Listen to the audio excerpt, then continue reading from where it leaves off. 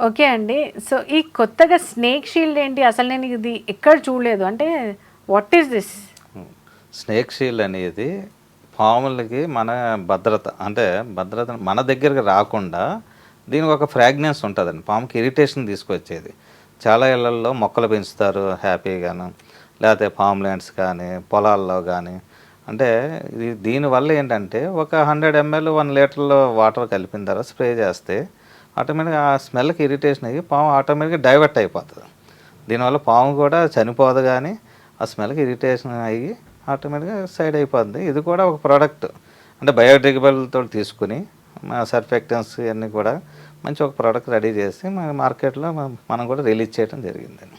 Okay. So, బేసిక్‌గా చాలా మట్టుకు ఇప్పుడు అందరూ ఇండ్లలో మొక్కలు పెంచుకుంటున్నారు.